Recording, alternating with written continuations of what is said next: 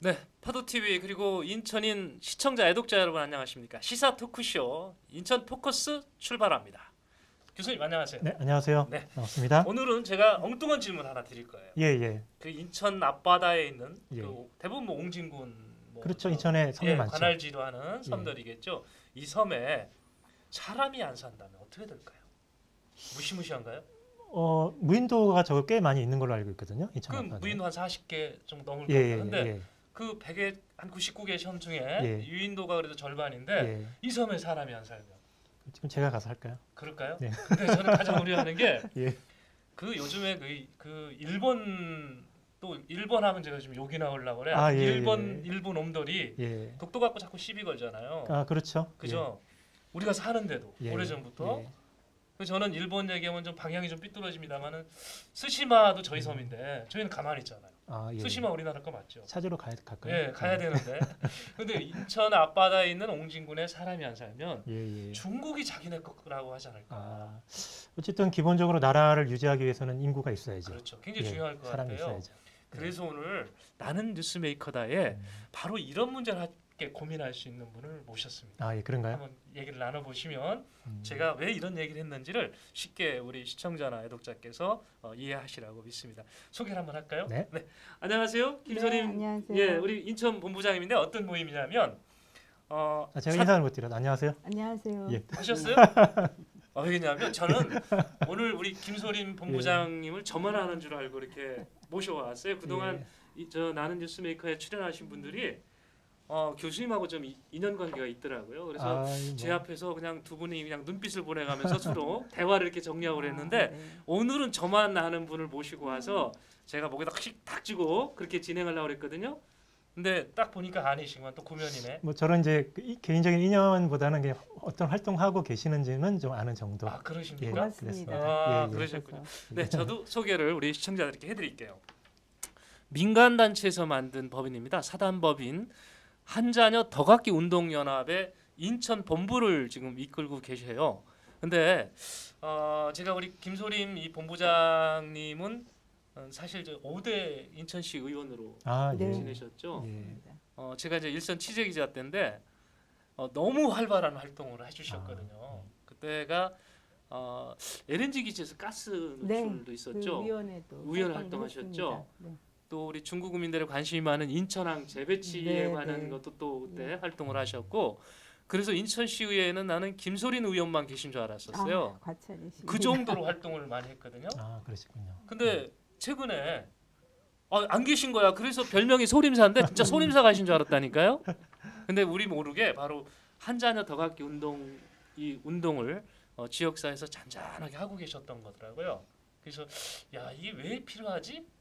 우리 시청자들 같이 고민해 보자. 해서 오늘 모시게 됐습니다. 예, 저도 한자녀 덕악기 운동 이거 들으면서 이 시대에 꼭 필요한 또 활동인 것 같아서 네. 좀 반가웠습니다. 그럼 먼저 단체 소개를 해주세요. 그래야 왜 모셨는지 더 이해가 될 것 같아요. 예?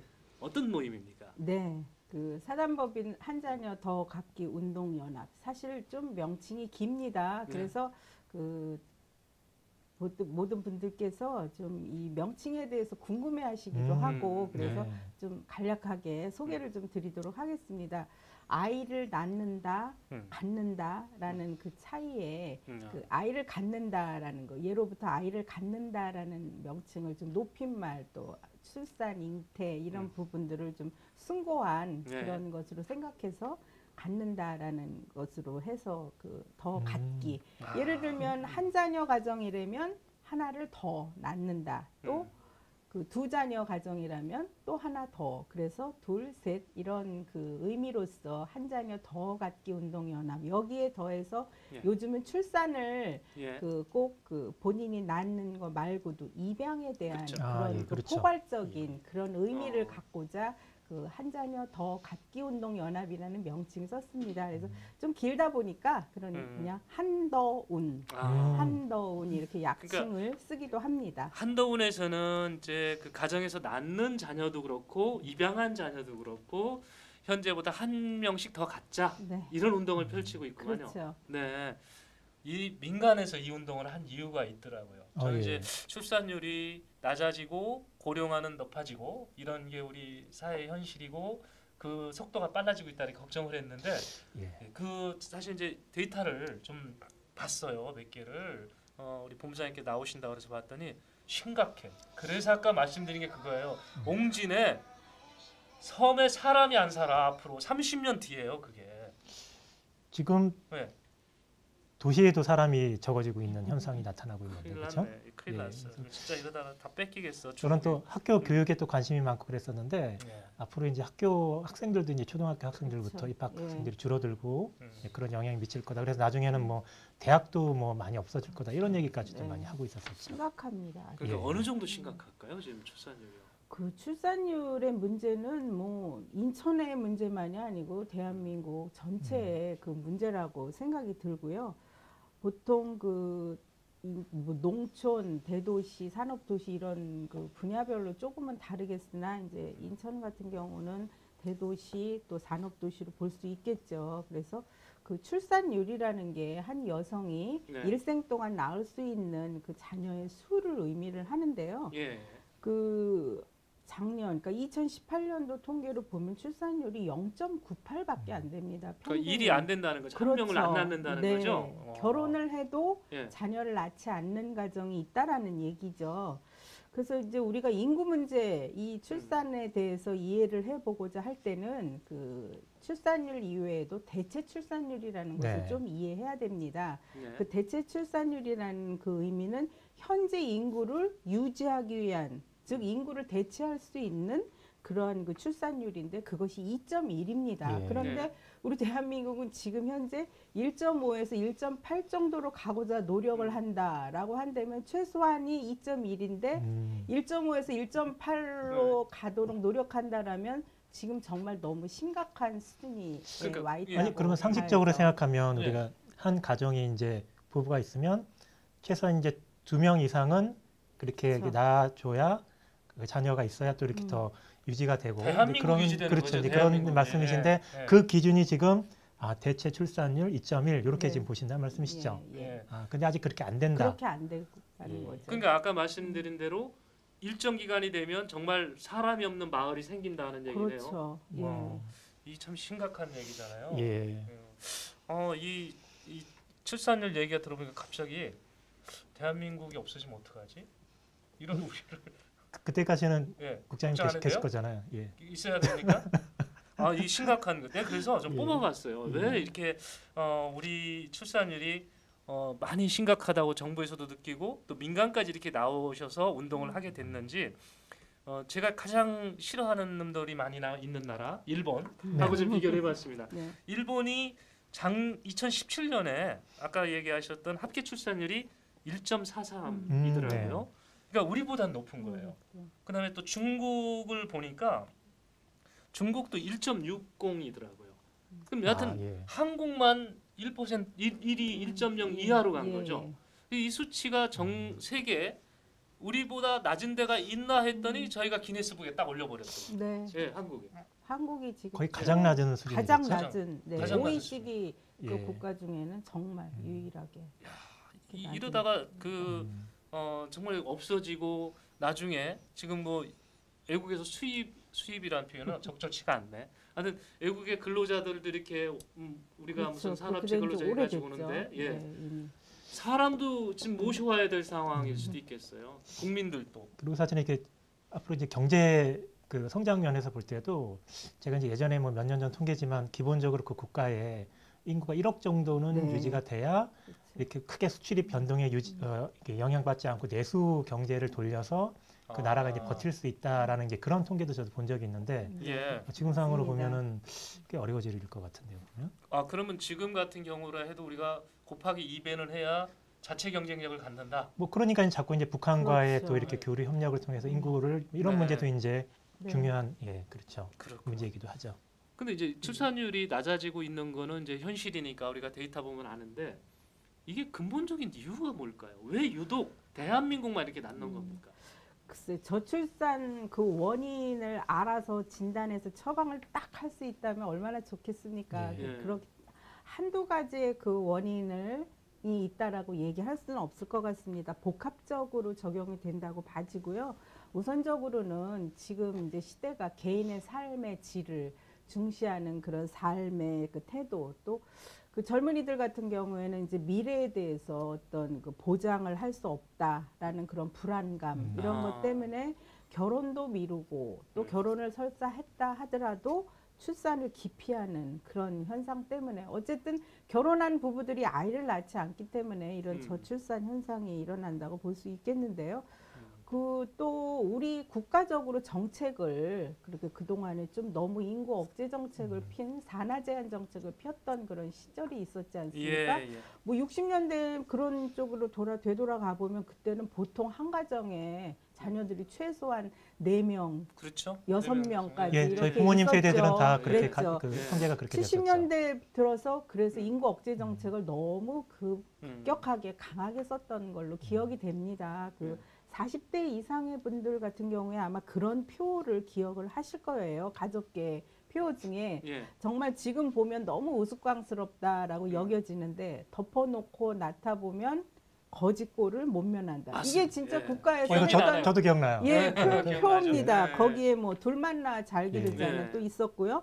이제 뭐 아들 선호 사상 때문에 그런다라고 생각을 해서 그 딸아들 구별 말고 뭐 둘 만나 잘 기르자를 네. 넘어서서 잘 기른 딸 하나, 열아들 안 부럽다. 그래서 이제 딸만 하나를 네. 낳는 그런 것도 있었고요. 그렇게 하면서 이제 한 자녀 가정들이 늘어나고 그러다 보니까 그런 현상들이 쭉 이어져서 지금은 뭐 아이를 아예 낳지 않는 그런 그 젊은 부부들이 맞습니다. 많이 생겼다라는 것이 있겠죠. 거기에 보통 보면 이제 아이를 낳는 것이 두렵거나 뭐 그런 것 때문만은 아닐 거라고 생각이 들고요.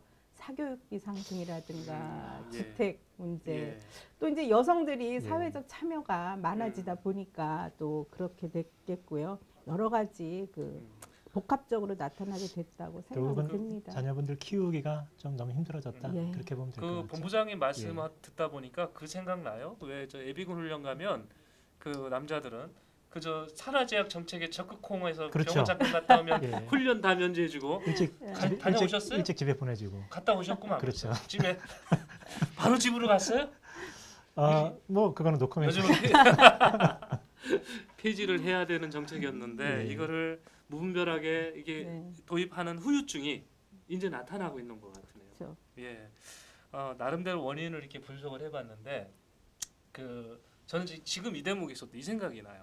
제가 이제 현장 취재를 할 때 그 우리 본부장님을 뵙고 예. 그때 본부장님 좀 생각이 좀 특이하다. 이 사고는 굉장히 그러니까 보수 것 같은데 예. 행동은 진보야. 근데 사례를 들어볼까요? 예. 인천에 유일했던 그 백화점 있잖아요. 희망백화점. 굉장히 유명했었죠. 유명했잖아요. 그렇죠. 예. 그때 하나뿐이 없었잖아요. 지금은 뭐 다른 거 예. 이름이 바뀌어 있죠? 그렇죠. 예. 이름 바뀌고 그 맞습니다. 그 예. 희망백화점의 예. 초대 노조 위원장이죠. 네. 예, 거기 초대 제가 만든 거죠? 네. 그 초대 노조의 위원장 돼가지고 한 일이 내가 듣기로는 2가지를 하셨다는 거야. 예. 첫 번째는 이게 전임이 되시잖아요. 위원장 되면 그렇죠. 그 업무를 안 하시잖아요. 근데 그 덕성여대 식품영양과를 나오셨어요. 예. 그래서 식품영양사로서 일을 해야 되는데 전임이니까 못 하잖아요. 네. 회사에서 당연히 한 명을 뽑을 거 아니에요. 근데 못 뽑게 했어요. 아, 못 뽑게 하고 1인 2역을 한 거야. 그 영양사로서의 업무들 다 하고 또 노조 일도 하신 거예요. 그러면 회사 입장에서는 한 명을 안 뽑으니까 이득이 남잖아요. 뭐 그렇기도 하고 그러겠죠. 또 노조 전임 활동을 조금 이제 예. 제약하는 그런 그런 것도 있겠죠. 방법이기도 했고. 그 안 예. 뽑는 월급을 전 직원한테 나눠준 거예요. 아, 그러니까 행동은 거의 진보적이라니까. 근데 또 그렇구나. 그분들의 이제 단체 협상에서 임금 협상할 때 밑에 직원들은 월급을 올려줘요. 네, 위 직원은 낮춰주고. 단체 협상은 전체 몇 % 인상 이러지 그렇죠. 하우 상박 이런 게 없거든. 근데 좀 어. 특이하잖아요. 그 앞서가시는 그 노동 정책. 그죠? 앞서 가다가 네, 이제 하셨네요. 한국당인가 어디다 찍힌 거예요. 한국당이었어요 그때?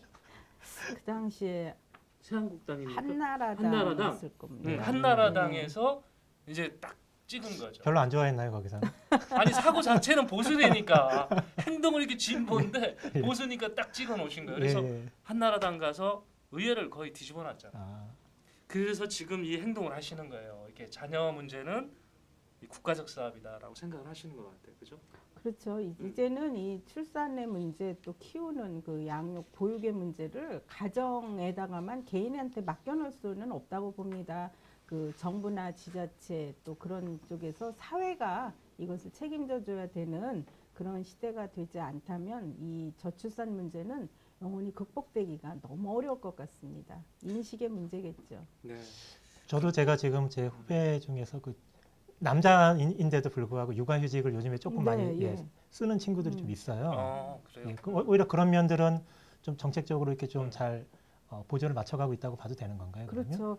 예. 그 아까 초에 이제 우리 단체를 소개할 때 이제 그 언급을 했었어야 되는데 그동안 해왔던 일들 중에서도 그런 뭐 육아휴직을 남성들도 할 수 있고 그다음에 그 출산휴가 그 일수도 늘리고 그런 예. 사회적 분위기를 만들 수 있도록 계속적으로 그 건의를 해왔고요. 그런 것들이 지금 이제 하나하나 조금씩 그 성과를 보고 있다고 생각을 합니다. 그리고 직장 문화가 이제는 그 뭐 법이 우리가 제도적으로 안 돼서 그 시행이 안 되는 그런 어려움도 물론 있었지만 이제는 법제화 됐음에도 불구하고 그 뭐 눈치를 본다고 그럴까요? 그러니까 그런 직장 문화가 이제는 편안하게 그런 제도적 장치가 마련된 것은 실행을 꼭 할 수 있도록 하는 그런 문화가 되기를 간절히 바랍니다. 또 지금 그렇게 되어져 가고 있다고 생각합니다.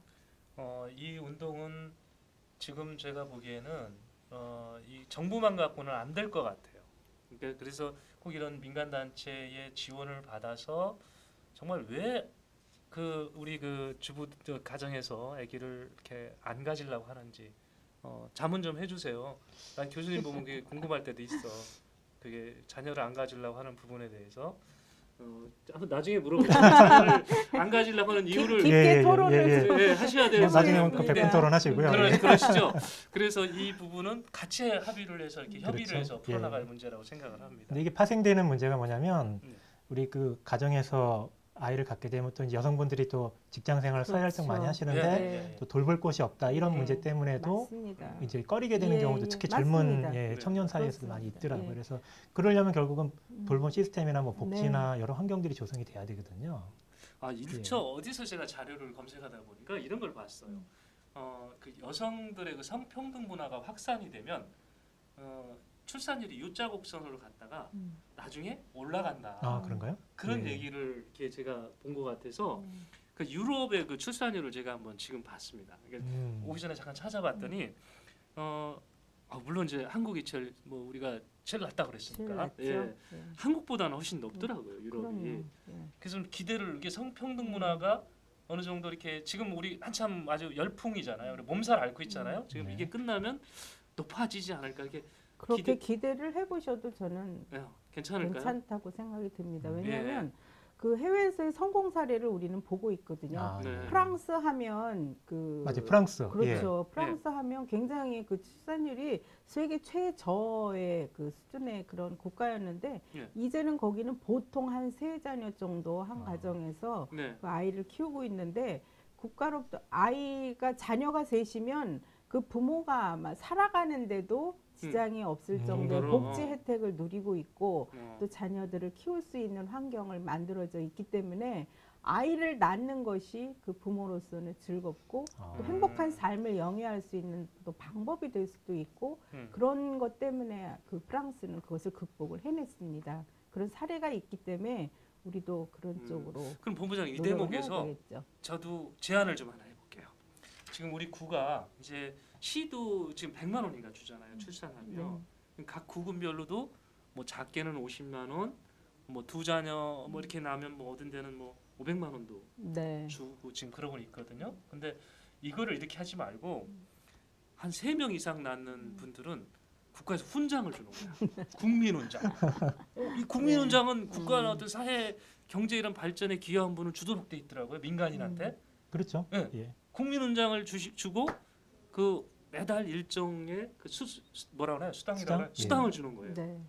그게 그러면 좀 높아지지 않을까요? 그런 이제 생각을 했을 때 그 비용이 어떻게 되지라고 의문점이 생길 수 있는데 사실 제가 여기서 뭐 정확하게 숫자를 말씀을 못 드려서 죄송한데 그간의 정부에서 역대 정부들이 지나오면서 그 출산율을 높이기 위해서 그 예산을 굉장히 많이 투여를 했습니다. 그런데 그것들을 투여를 하고서도 별로 효과가 정말 없었습니다. 그렇기 네. 때문에 직접적인 그런 그 수당처럼 이렇게 주어는 그런 방법도 예산이 그 생각을 해보면 별로 그렇게 계산해 보면 네. 그닥 그렇게 많이 들어가지 않을 겁니다. 아, 그렇기 그런가요? 때문에 예. 그럴 수도 그것도 있어요. 실현 가능성이 없는 얘기는 아니라고 저도 이거 봐, 봅니다. 내가 이게 국회로 가야 된다니까 지금 상황에 이게 지금 1년에 네. 작년에 우리 신생아가 30만 분이 안 되잖아요. 네. 근데 요 중에서 셋째를 낳은 가정이 몇 가정이나 되겠냐고요. 네. 교수님 심각하게 고민해 보세요. 세 그렇습니다. 자녀 낳으면 국민훈장을 받을 수 있다니까. 도전할까요? 네, 도전 한번 해보시는 것도 괜찮다니까. 예. 저희가 이제 예. 그 주변 얘기만 하다가 네. 본론에 접근을 못하고 있어요 지금. 협회 얘기를 좀 넣어드려야 되는데. 예, 그러시죠. 예. 예. 어떻게 구성되어 있는지도 얘기해 주시죠. 네, 그 사단법인 한잔의 더학기 운동연합 이제 중앙에 2007년도에 이제 만들어져 있고 전국 단위의 단체입니다. 예. 인천에서는 2008년도에 이제 조직이 됐기 때문에 지금 뭐 10여 년이 더 흘렀다고 그러네요. 볼 수 있죠. 예. 그 16개 시도의 본부가 있고요. 네. 또 한 100여 개의 지부들이 시, 군구, 기초자치단체별로 있습니다. 예. 그 거기에 그 조직이 그만큼 또 인천에서도 사실 2008년도부터 조직이 돼서 활동을 하는데 조금 많이 확산이 안 됐다라고 생각이 듭니다. 제 스스로가 그 이유는 이 한자녀 더갖기 운동 연합에서는 좀 뭐랄까요 그 연구 단체 그런 성격으로 뭐 캠페인을 한다라든가 포럼 뭐 토론회 이런 류의 그런 학술 행사 비슷하게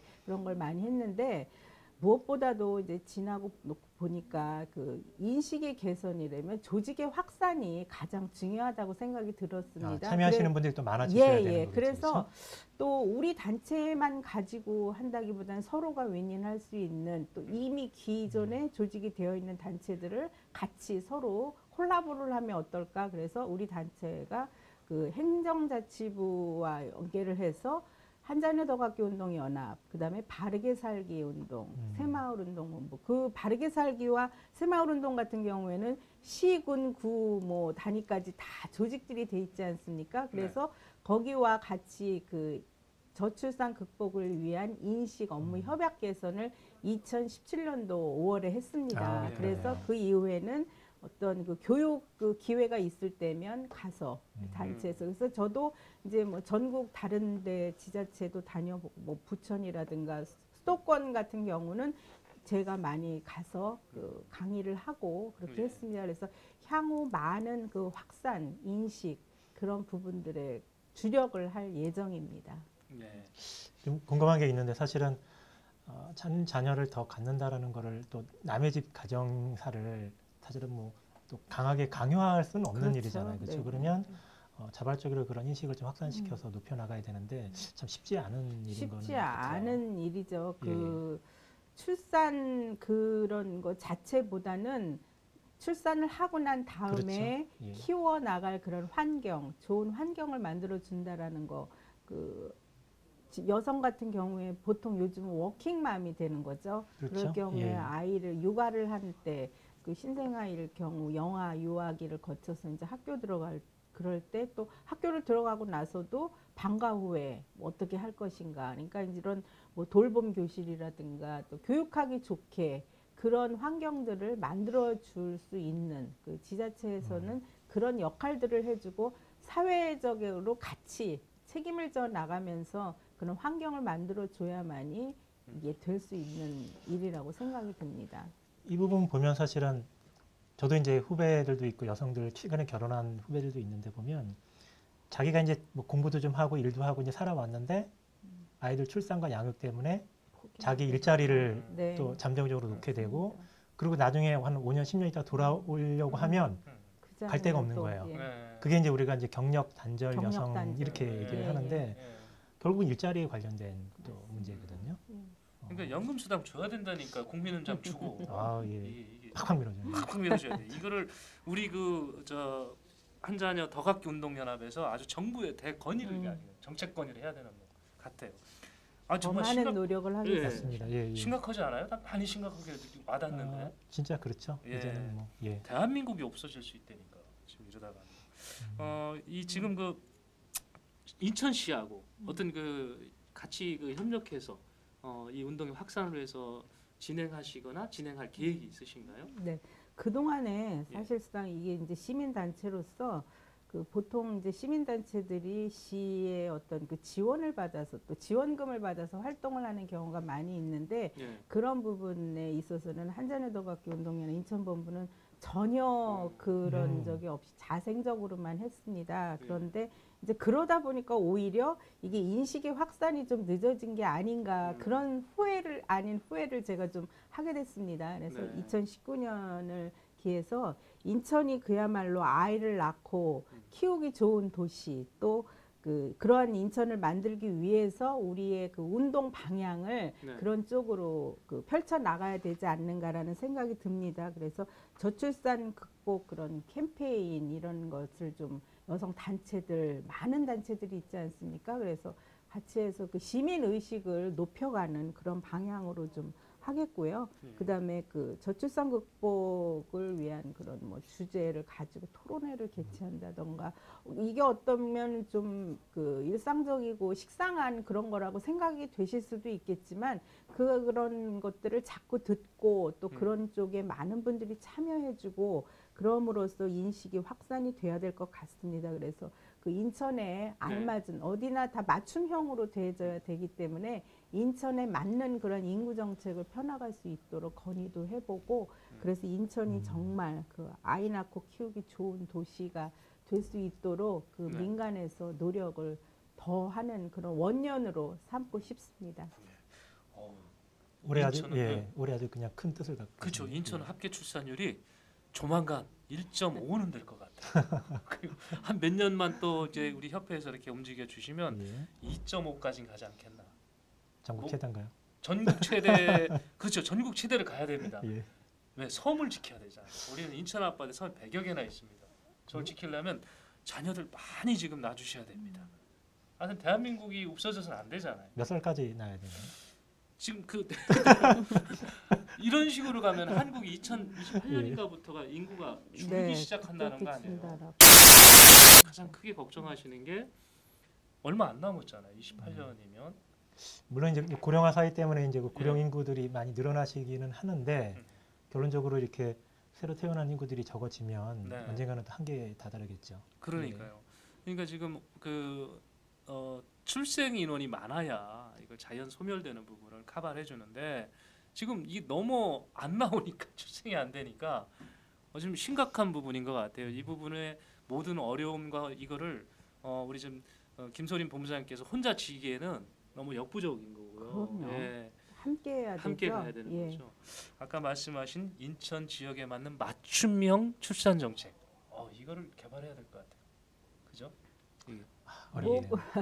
무엇보다도 그 인식의 확산이 예. 가장 중요하다고 생각을 합니다. 그래서 그 우리 한잔의 더 걷기 운동 연합에서 펼쳤던 그 특색 있는 그런 사업이 있어서 좀 잠깐 소개를 그러시죠. 하겠습니다. 예. 그 아까 우리 이승우 교수님께서 그 경력 단절 여성의 경력 단절 부분도 얘기해 주셨는데 그런 부분 때문에 아이를 출산을 꺼려하는 그런 부분이 있죠. 그렇기 예. 때문에 이것은 출산의 문제는 물론 그 여성이 출산을 하는 주체는 맞습니다만 그 키우는 데 있어서는 아빠도 같이 동참을 해야 되겠습니다. 그래서 그 아빠 육아 인증 시험 제도라는 그런 그 재밌는데요? 아이템을 예. 개발해서 예. 달인 아빠를 찾아라라는 그런 주제를 가지고 인천에서도 실행을 했었습니다. 예. 거기에 이제 그런 것을 하기 위해서는 물론 뭐 인천 시민 전체를 다수를 놓고서 그것을 찾아갈 수는 없고요.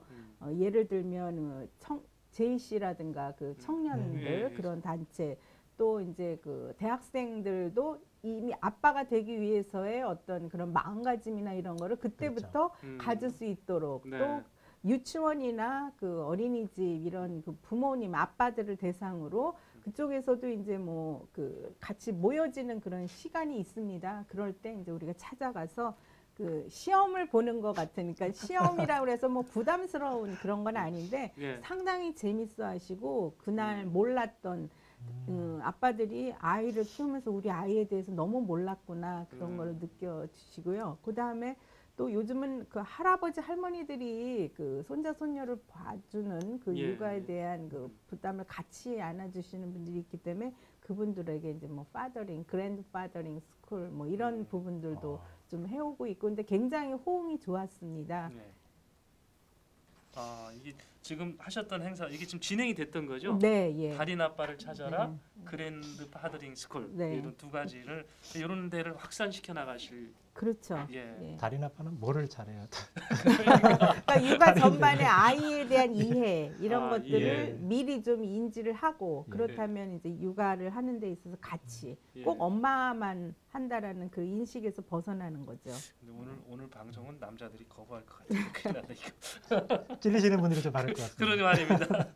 그래도 우리는 자녀갖기 해야 됩니다. 그래도 이 자녀갖기 운동 저희가 오늘 또 뉴스다 나는 뉴스메이커다에 모시면서 한편으로는 비장한 마음도 있었어요. 이걸 안 하면 국가적으로 많이 혼란도 앞으로 너무도 많은 문제들. 뭐 결국 일자리는 남아 도는 거죠. 지금 일본이 좀 비슷한 현상이 지금 이루어지고 있다는데 결국 일본도 이 저출산하고 고령화 문제에서 빚어진 그런 후유증이고요.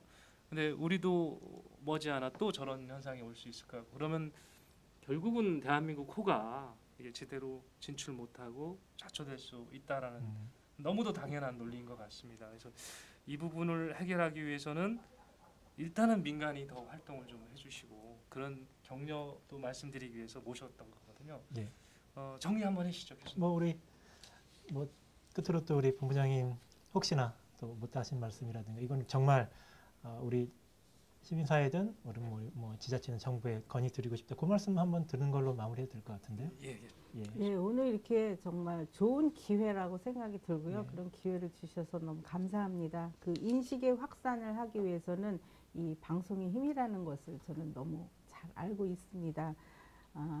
아무리 좋은 그러한 그 계획이나 이런 것을 갖고 있더라도 그것이 확산이 안 되면 소용이 없다라고 봐집니다. 이 한자녀 더갖기 운동연합 그동안에 정말 확산을 시키지 어쩌면 잘 못했다라고 제 자신의 자책도 들기도 합니다. 그렇기 때문에 올해 2019년도에 보다 더 이것은 뭐 대한민국을 살리는 그런 애국의 운동이다. 너무 거창한가요? 그렇지만 아니, 그런 아니죠. 예, 인식을 가지고 처음부터 출발을 했기 때문에 그렇게 확산을 할 수 있도록 해야 되겠고요. 인천이 정말 아이 낳고 키우고 할 수 있는 그런 교육을 잘 할 수 있는 그러한 여건을 만들어 주기 위해서 아마 인천시 정부와 또 교육청 이런 쪽에서 아마 함께 다 인식을 해 주시리라고 믿고요.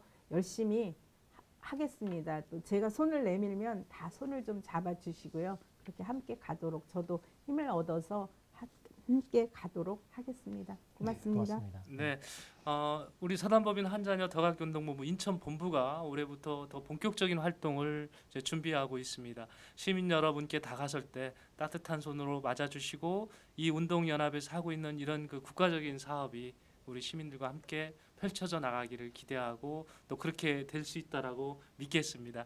오늘 우리 인천 포커스에서는 정말 정부가 해야 될 이런 숙제를 민간 스스로 이렇게 펼쳐나가고 있는 그런 아주 소중한 모임을 소개하는 걸로 해서 이분들이 뉴스 중심에 서기를 바라는 마음에서 모셔봤습니다. 오늘 고맙고요. 감사드리고 네, 고맙습니다. 계속해서 2부, 3부 시청해 주시면 고맙겠습니다. 감사합니다. 고맙습니다.